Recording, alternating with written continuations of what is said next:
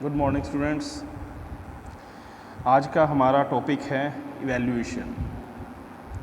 इससे पहले हमने बात की है फर्स्ट टॉपिक असेसमेंट के बारे में, उसके बाद नेक्स्ट टॉपिक था हमारा सेकंड मेज़रमेंट, मापन क्या है। आज का हमारा मेन टॉपिक है इवैल्यूएशन क्या है या मूल्यांकन क्या है। मूल्यांकन अपने आप में एक अहम और मेन एक्टिविटीज़ है। अगर हम एजुकेशन की बात करें तो शिक्षा की सबसे अहम एक्टिविटीज़ या जो वैल्यूएशन है उसका एक आधार स्तंभ कहा जा सकता है, क्योंकि जो सारी क्रियाएं हैं उनको अगर हम किसी चीज़ से इवैल्यूएट करते हैं तो वो मूल्यांकन ही है, जिसके आधार पर हम निर्धारित शिक्षा के उद्देश्यों की उचितता का ज्ञान प्राप्त करते हैं कि क्या हमने जो शिक्षा प्रदान करने से पहले उद्देश्य रखे हैं वो पूरे हो गए हैं या नहीं हुए। इवैल्यूएशन ही एक ऐसा टूल है जिसके थ्रू हम किसी की सफलता या असफलता के बारे में एक स्पष्ट निर्देशन प्रदान कर सकते हैं। अब इवैल्यूएशन के बीच में ही असेसमेंट भी आ जाता है, मापन भी आ जाता है। अब बात आती है कि मूल्यांकन है क्या, और मूल्यांकन की अगर बात करें इसका जो शाब्दिक अर्थ है मूल्य का आंकना है। अब आंकन का मतलब क्या है? अंकित करना, मूल्य अंकित करना। अगर इसकी हम सिंपल वर्डिंग में बात करते हैं कि मूल्यांकन क्या है, तो मूल्यांकन का सीधा सा मतलब बनता है मूल्य अंकित करना। अब क्या मूल्य अंकित करना? अब जब हम बात कर रहे थे मापन की, मापन में हमने बात की थी कि किसी भी वस्तु या व्यक्ति या कोई घटना की गुण या विशेषता के आधार पर हम उसे एक अंकीय या अंक निर्धारित कर देते हैं। तो जो उसमें मापन में हमने अंक निर्धारण का काम किया था, बस वो वहीं पर पूर्ण हो जाता है। अंक निर्धारण के बाद उसके मापन की जो क्रिया है या उसके जो किस आधार पर हमने जो उसके अंक निर्धारित किए हैं उसका क्या मूल्य लगाया जाए, उसको अंकित मूल्य को अंकित करना ही मूल्यांकन है। तो अब कुल मिला के हम ये कह सकते हैं कि जब बात आती है मापन की, मापन में जब हम किसी वस्तु को या घटना को कोई अंक प्रदान करते हैं तो उस अंक को मूल्य प्रदान करने की जो क्रिया है वो होती है मूल्यांकन। और मूल्यांकन अपने आप में एक सउद्देश्य, व्यापक और कॉन्टिन्यूस लगातार चलने वाली प्रक्रिया है, और शिक्षा में तो इसका अहम योगदान है। देखो, अगर हम एजुकेशन के साथ साथ अपनी ओवरऑल लाइफ की बात करते हैं तो हमारी एजुकेशन के साथ साथ हमारी पूरी लाइफ में भी इवैल्यूएशन का बहुत बड़ा रोल रहा है। ज़िंदगी में हम जो कुछ सीखते हैं उसको इवैल्यूएट करते हैं, उसके इवैल्यूएशन के बेस पर ही हम इस चीज़ को मेज़र करते हैं कि हमारे वो ऑब्जेक्टिव फुलफ़िल हुए हैं नहीं हुए हैं। हम हमेशा जब आगे बढ़ते हैं तो अपनी ज़िंदगी में इस चीज़ को ज़रूर इवैल्यूएट करते हैं कि जो ऑब्जेक्टिव थे क्या वो फुलफ़िल हो गए हैं, अगर नहीं हुए हैं तो हमारे कहाँ पे कमी है जिनको हमें पूरा करना है। तो मूल्यांकन एक ऐसी प्रक्रिया है जो अपने आप में बहुत अहम है शिक्षा के उद्देश्य से। अब अगर हम बात करते हैं शिक्षा की, तो शिक्षण की जो प्रक्रिया है वो बच्चे में होने वाले उसके ज्ञान, भाव और क्रिया, इन तीनों पक्षों को साथ में मूल्यांकित करने की प्रक्रिया है, जिसके आधार पर हम ये देखते हैं कि बच्चे के व्यवहार में कितना परिवर्तन हुआ है और व्यवहार में होने वाला परिवर्तन किस दिशा में है। तो मूल्यांकन जहाँ पर अपने आप में एक व्यापक प्रक्रिया है, मेज़रमेंट और असेसमेंट वो दोनों इसी में इंक्लूड होती हैं, तो ये अपने आप में इसीलिए एक व्यापक प्रक्रिया बनती है। दूसरे शब्दों में अगर मैं कहूँ कि मूल्यांकन क्या है, तो यहाँ पर जैसे मैं देख रहा हूँ कि इन्होंने कहा है कि मूल्यांकन मूल्य निर्धारित करना अर्थात उसकी स्थिति का पता लगाना है। अब जब हम अगर एक एग्ज़ाम्पल के तौर पर लें, अगर हम किसी चीज़ का मापन करते हैं तो उसको एक अंकीय नंबर देते हैं। अगर मान लीजिए मैं कहता हूँ कि मैं इसको 10 में से 7 नंबर देता हूँ, या ये चीज़ अच्छी है तो इसका मतलब उसका मूल्य भी अच्छा होगा। उसका मूल्यांकन के तौर पर हम ये लगाएंगे कि वो अपने आप में एक पॉजिटिव पॉइंट में है। तो अपने आप में एक सउद्देश्य और निरंतर चलने वाली प्रक्रिया भी है। तो दूसरे शब्दों में कह सकते हैं कि किसी मापित मूल्य का अवलोकन कर उसकी उपयुक्तता और मूल्य का निर्धारण करना ही मूल्यांकन है। इस बात को और ज़्यादा क्लियर करने के लिए मैं डेफिनेशन लेता हूँ, डेफिनेशन से और बात क्लियर हो जाएगी। मूल्यांकन के अंदर हम अकॉर्डिंग टू गेज के अनुसार मूल्यांकन के अंदर व्यक्ति या समाज अथवा दोनों की दृष्टि में जो उत्तम है अथवा वांछनीय है उसको मानकर चला जाता है। अब यहाँ पर हमें ये बात क्लियर होनी चाहिए कि मूल्यांकन को हम दो लेवल पर ले सकते हैं, एक वाइडर लेवल पर और दूसरा नैरो लेवल पे। अगर वाइडर लेवल पे लेते हैं तो हमारी अपनी ज़िंदगी में, चाहे वो सामाजिक पक्ष हो, हमारा भावात्मक पक्ष हो, या हम अपनी लाइफ की बात करते हैं, तो उसमें हम हर जगह हर एस्पेक्ट को इवैल्यूएट करते हैं कि हमने कितनी सफलता प्राप्त की, कितनी असफल रहे, या कोई भी लाइफ का एस्पेक्ट है, हम हर चीज़ को इवैल्यूएट करते हैं। दूसरा नैरो कॉन्सेप्ट के बिहाफ पे अगर हम बात करें तो एक शिक्षा की जो प्रक्रिया है वो इवैल्यूएशन पर टिकी हुई है, जिसके आधार पर एक बच्चे का मूल्यांकन किया जाता है और उसी मूल्यांकन के आधार पर उसको अगली क्लास के लिए शिफ्ट किया जाता है। तो गेज की इसी डेफिनेशन को दोबारा से मैं दोहराता हूँ। उन्होंने कहा है कि मूल्यांकन के अंदर व्यक्ति या समाज अथवा दोनों की दृष्टि में जो उत्तम वो वांछनीय है, मतलब जो चीज़ सही है, वांछनीय है, एप्रोप्रिएट है, डिज़ायरेबल है, वांछनीय है, उसी को मानकर चला जाता है। और दूसरी अगर हम डेफिनेशन की बात करें हैं और डाडेकर के अनुसार उन्होंने क्या कहा है, मूल्यांकन हमें यह बताता है कि बालक ने किस सीमा तक किन उद्देश्यों को प्राप्त किया है।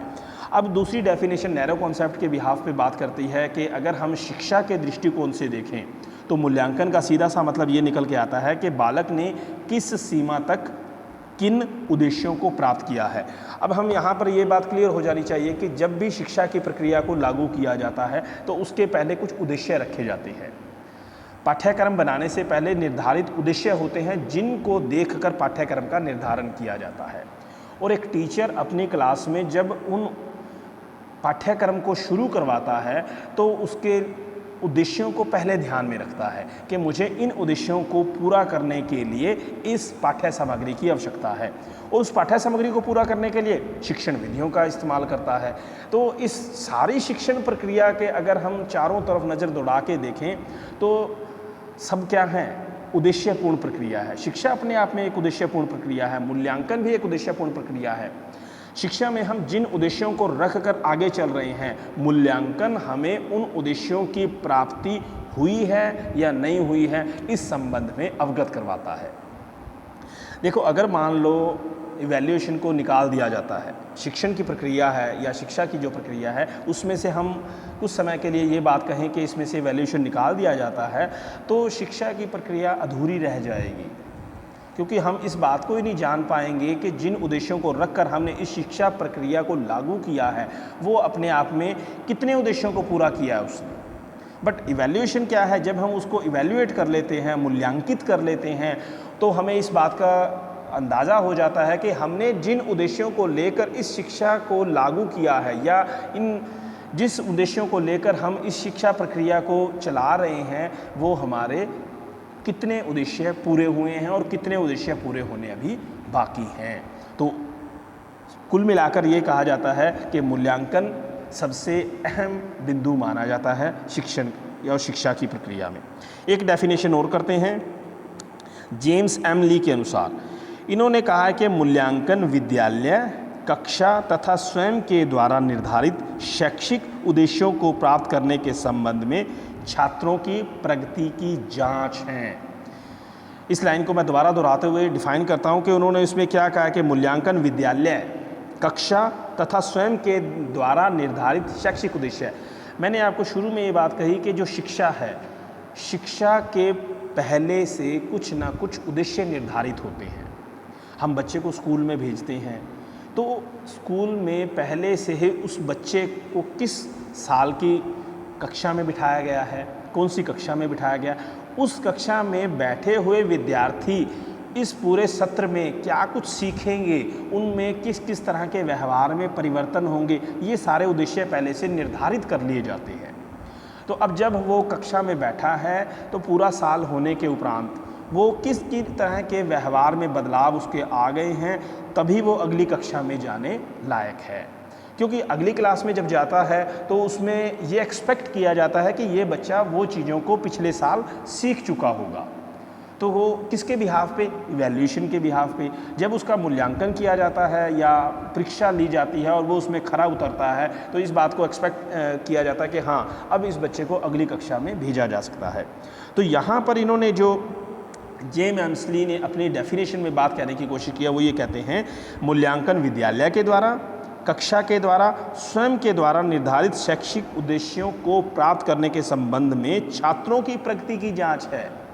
अब उद्देश्य विद्यालय द्वारा निर्धारित किए जाते हैं, कक्षा में अध्यापक के द्वारा निर्धारित किए जाते हैं, जो पाठ्यक्रम है उसके द्वारा निर्धारित किए जाते हैं, स्वयं के द्वारा निर्धारित किए जाते हैं और इन के संबंध में छात्रों की प्रगति की जांच है। अब जब निर्धारित किए गए हैं, निर्धारित उद्देश्यों को पूरा करने के लिए शिक्षण सामग्री का इंतजाम किया गया है, शिक्षण सामग्री को पूरा कराने के लिए शिक्षण विधियों का इंतजाम किया गया है, उनको लागू किया गया है।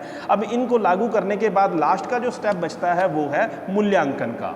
तो मूल्यांकन की प्रक्रिया में विद्यार्थियों की इन उद्देश्यों के संबंध में जांच की जाती है। नेक्स्ट वो कहते हैं मूल्यांकन का मुख्य प्रयोजन छात्रों के सीखने की प्रक्रिया को अग्रसर और निर्देशित करना है। मूल्यांकन ओवरऑल ये नहीं कहता कि आपने सीख लिया है या नहीं सीख रहा है। मूल्यांकन हमें इस बात के लिए भी अग्रसर करता है कि हाँ, आपने इस चीज़ को इतने हद तक सीख लिया है और इसको अभी सीखना बाकी है। जैसे मान लीजिए हम कोई कॉन्सेप्ट पूरा करते हैं, उसके बाद हम अपने आप को इवैल्यूएट करने की कोशिश करते हैं, तो हम खुद को अगर सवाल करें और खुद को इवैल्यूएट करें तो हमें ये बात क्लियर हो जाती है कि हमने जिस कॉन्सेप्ट को सीखा है, मैंने 100% उसको सीख लिया है, 50% सीखा है या अभी मेरे सीखने में कमी है। तो यहाँ पर मूल्यांकन कोई लेवल नहीं है कि हाँ हो गया या नहीं हो गया, नहीं, ये एक सीखने की दिशा में एक कदम है कि जो हमें ये बताता है कि हाँ, हमने इसको इतना सीख लिया है और अगर कुछ बाकी है तो वो अभी सीखना जारी रहेगा। सीखने की प्रक्रिया की ओर निर्देशित करता है। इस प्रकार मूल्यांकन एक नकारात्मक प्रक्रिया ना होकर एक सकारात्मक प्रक्रिया है। लास्ट में उन्होंने बहुत अच्छी बात कही है कि it is not a negative aspect of person, कि अगर हम मूल्यांकन करते हैं तो उसका मतलब ये नहीं है कि अगर किसी को नकारात्मक पुनर्बलन नहीं है, ये अगर हमने सीख लिया, कितना सीखा है और कितना रह गया है, उसके लिए बच्चों को सही दिशा निर्देशन देना और एक सकारात्मक पुनर्बलन की बात हम कह सकते हैं। और कुल मिलाकर अगर मैं शॉर्ट में दोहराने की कोशिश करूं तो मूल्यांकन क्या है? मूल्यांकन मूल्य अंकित करना है। अब क्या मूल्य अंकित करना है? जो हमने मापन के दौरान जो हमने अंक प्रदान किए हैं, उन अंकों को मूल्य देना है। अगर हम सामान्य से शब्दों में बात करें, मार्केट में हम जाते हैं, कुछ भी चीज़ लेते हैं, कुछ भी चीज़ खरीदने की बात करते हैं, तो हम सामने वाले को पूछते हैं कि इसकी कीमत क्या है। वो अपने हिसाब से उसकी चीज़ की कीमत बताता है, पर हम उस वस्तु की क्वालिटी के बिहाफ पे खुद इवैल्यूएट करते हैं कि नहीं, ये इतने तक सही है या इतने की ठीक है। तो वहाँ पर हमने उसको क्या किया है? उसको असेस किया है, उसको मेज़र किया है और लास्ट में उसको इवैल्यूएट किया है। तो मूल्यांकन करना क्या है? मूल्यांकन वस्तु में उसके गुणों के आधार पर उसके मूल्य को अंकित करना है। अगर हम इसी को एज एजुकेशन पर्पज़ की बात करें तो जो शिक्षा में निर्धारित उद्देश्य हैं, उन उद्देश्यों की प्राप्ति किस हद तक हुई है, इस बात को जानना है, ये भी मूल्यांकन करना है। ठीक है, तो कुल मिलाकर मूल्यांकन एक उद्देश्यपूर्ण, व्यापक और क्रमबद्ध प्रक्रिया है। मूल्यांकन अगर हम अपनी लाइफ में बात करें तो हम शुरू में मैंने बात की है कि मूल्यांकन की हमारी लाइफ में भी उतनी ही इम्पोर्टेंस है जितनी हमारी एजुकेशन में है, और एजुकेशन की तो सारी क्रियाएं ही इसके इर्द गिर्द घूमती हैं। कैसे? शिक्षा के उद्देश्य निर्धारित होते हैं, शिक्षक के द्वारा उन उद्देश्यों को प्राप्त करने के लिए प्रक्रियाएं लागू की जाती हैं और उनको पूरा करने के लिए लास्ट में हम इवैल्यूएशन करते हैं, जिसके बिहाफ पे इस बात को पॉइंट आउट करते हैं कि हमारे कितने उद्देश्य पूरे हुए हैं। नेक्स्ट मैं बात करता हूं मूल्यांकन की विशेषताएं क्या हैं। अगर इसमें कुछ कमी रह भी गई होगी तो विशेषताओं में वो बात आपको क्लियर हो जाएगी। सबसे पहली विशेषता है इसकी कि मूल्यांकन एक व्यापक प्रक्रिया है, व्यापक प्रत्यय भी है। अब व्यापक क्यों है? क्योंकि ये अपने आप में जो असेसमेंट है, दूसरा मेज़रमेंट है, उन दोनों को समाहित किए हुए है। मूल्यांकन अपने आप में एक शॉर्ट टर्म में होने वाली प्रोसेस नहीं है। ये बारीकी से अगर हम इसको देखें तो हर एक एस्पेक्ट को इवैल्यूएट करता है। सेकंड बात करते हैं, ये लगातार चलने वाली प्रक्रिया है। विद्यार्थी की प्रगति के बारे में जानने हेतु अनेक तरह के प्रयास किए जाते हैं। अब क्लास में जब टीचर पढ़ाता है तो ऐसा नहीं है कि 3 महीने या 6 महीने या साल के लास्ट में जो एग्ज़ाम होते हैं वही वैल्यूएशन है, नहीं। अध्यापक के द्वारा जब पढ़ाया जाता है, पढ़ाने के बाद देखो, एक तो होता है पूरे सिलेबस पूरा होने के बाद पेपर होता है, वही वैल्यूएशन है। एक यूनिट कंप्लीट होने के बाद भी वैल्यूएशन हो सकता है, एक टॉपिक होने के बाद भी वैल्यूएशन हो सकता है, एक कंसेप्ट पूरा करने के बाद भी टीचर के द्वारा पूछे गए कुछ क्वेश्चन उस बात को मूल्यांकित कर देते हैं कि सामने वालों ने उस बात को कितना सीखा है। और जैसे कि हमने शुरू में डेफिनेशन में किया, उसने ये कहा है कि इस बात को जानना कि बालक ने किस सीमा तक उसको सीख लिया, यही वैल्यूएशन है। नेक्स्ट बात करते हैं, थर्ड क्या है, यह शिक्षण अधिगम के परिणामों को परिणामात्मक व गुणात्मक दोनों में प्रयुक्त करता है। मूल्यांकन में जो हमारे परिणाम आएंगे वो क्वालिटेटिव एंड क्वांटिटेटिव दोनों एस्पेक्ट में आते हैं, तो इसमें दोनों के गुण हैं। तीसरा है, इसमें इसकी विधियों व तकनीकों का क्षेत्र कुछ परीक्षणों या परंपरागत तक सीमित नहीं है। अब जब हम बात करते हैं मूल्यांकन की, मूल्यांकन में कई तरह की शिक्षण विधियों का इस्तेमाल किया जाता है, प्रविधियों का इस्तेमाल किया जाता है। इन सब का मेन पर्पज़ क्या है कि जो शिक्षा के द्वारा निर्धारित उद्देश्य हैं उनको प्राप्ति किस हद तक हुई है, इस बात की जांच करना।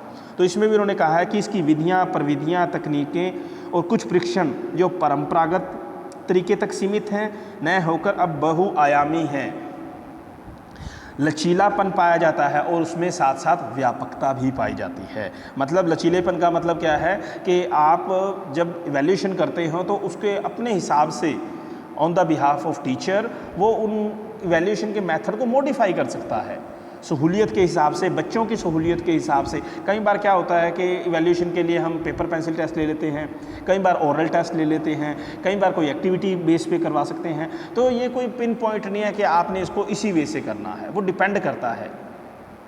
लास्ट में क्या है, इसके द्वारा निर्धारित उद्देश्यों की प्राप्ति के संदर्भ में शिक्षक, विद्यार्थी, शिक्षण विधियाँ, शैक्षिक व्यवस्था की गुणवत्ता कैसी रही, इसकी जाँच संभव है। अब ओवरऑल जो एक्टिविटी ऑर्गेनाइज की जाती है क्लासरूम में, वो सब का पर्पज़ क्या है, उसका लास्ट ऑब्जेक्टिव क्या है कि बच्चों के व्यवहार में होने वाला सकारात्मक परिवर्तन।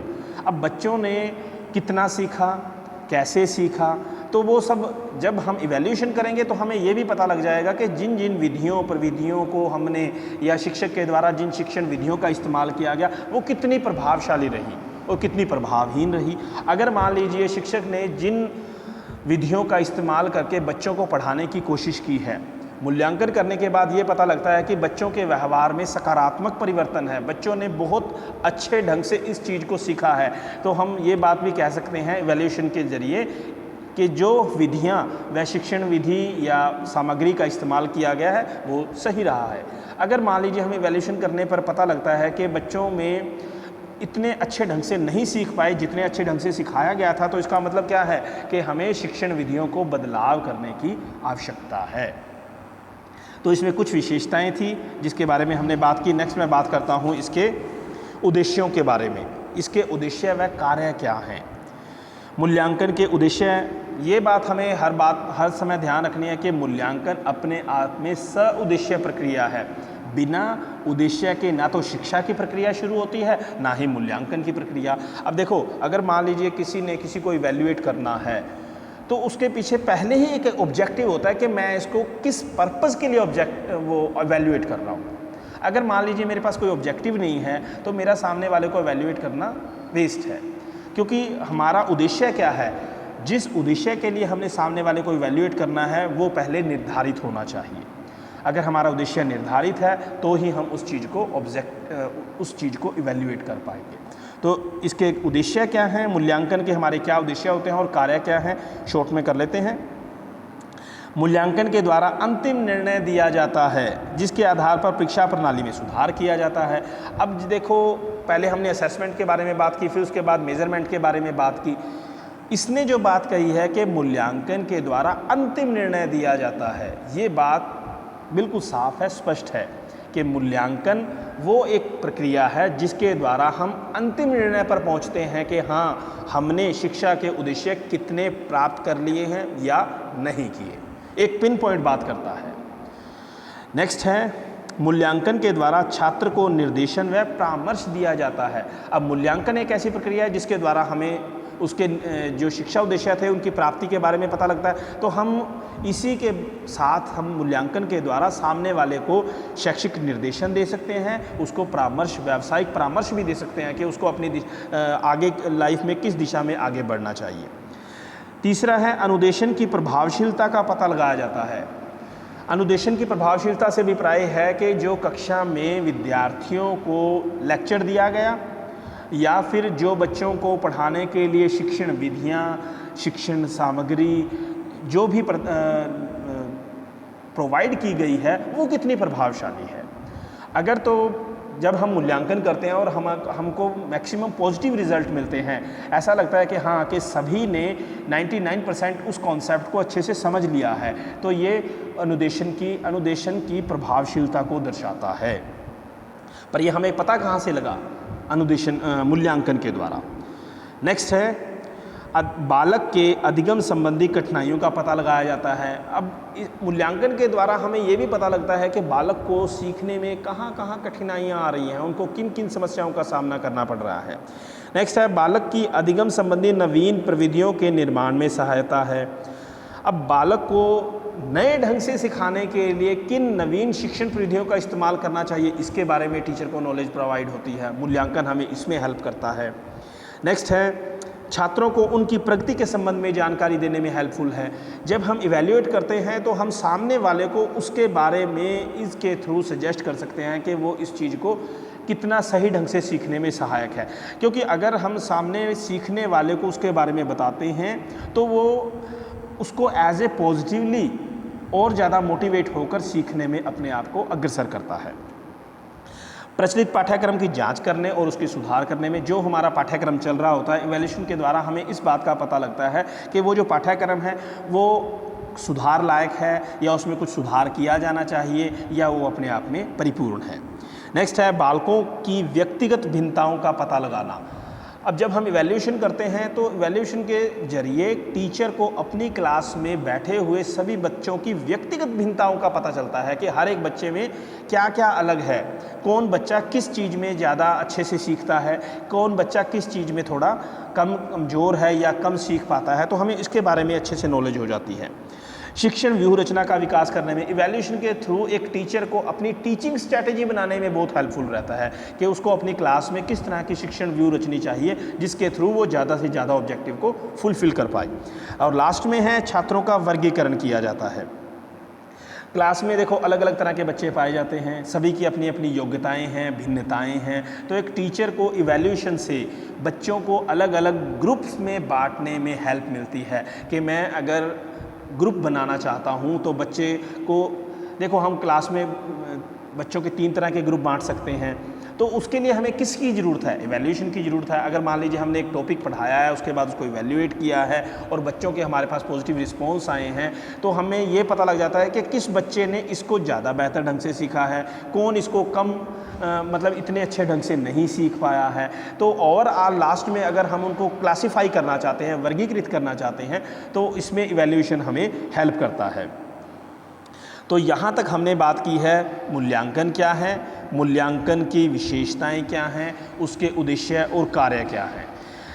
अभी मूल्यांकन का टॉपिक पूरा नहीं हुआ है, इसकी एक और वीडियो बनेगी जिसमें मैं आपको इसके स्टेप्स क्या हैं और इसकी इम्पोर्टेंस फॉर ए टीचर क्या है और लास्ट में इसकी डीमेरिट्स क्या है या लिमिटेशंस क्या हैं उसके बारे में मैं बताऊंगा।